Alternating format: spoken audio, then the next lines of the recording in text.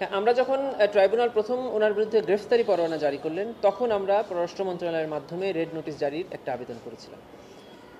কালকে যদি রায় হয় এবং রায়ে যদি ট্রাইব্যুনাল ওনার বিরুদ্ধে শাস্তি প্রদান করেন তাহলে আমরা আরেকটি কনভিকশন ওয়ারেন্টের আবেদন ইন্টারপোলে আবার পাঠাবো তার বিরুদ্ধে রেড নোটিশ জারির জন্য।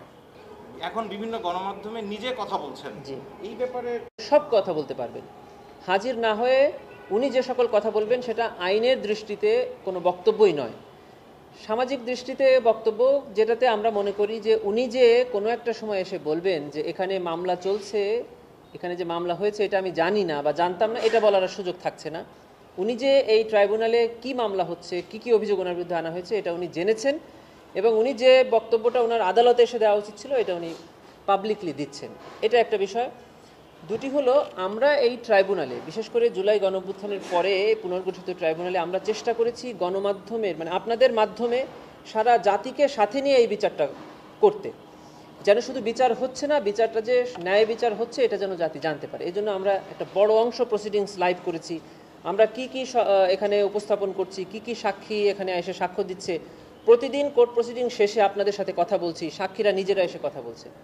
আমরা ওনার ভয়েস রেকর্ড বাজিয়ে শুনিয়েছি ওপেন কোর্টে, যেটা সম্প্রচার হয়েছে, সেখানে আপনারা শুনেছেন যে উনি নিজ মুখে এই আদেশটা দিয়েছেন কথোপকথনের মাধ্যমে।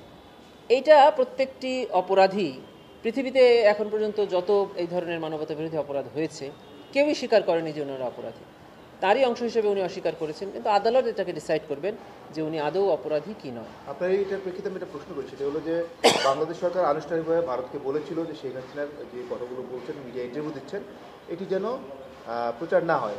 ভারতের পররাষ্ট্র মন্ত্রণালয় বাংলাদেশ সরকারকে জানিয়েছে যে এটি গণমাধ্যমের মুখ তারা বন্ধ করতে চান না, তো পারবেন না। সেক্ষেত্রে এটি কি আসলেই শুধু শেখ হাসিনার বিষয় থেকে যাচ্ছে, নাকি বিচারের বিষয়টাও এখানে প্রচার, আসামি করে তার তথ্য প্রচারের বাধা না থাকতে পারে? না, এটা আমরা অ্যাবসলিউটলি গভর্নমেন্টের এবং কূটনৈতিক বিষয় হিসাবে দেখছি। প্রসিকিউশন বা বিচার ব্যবস্থার ক্ষেত্রে আমরা এটাকে কোনো আমলে নিচ্ছি না।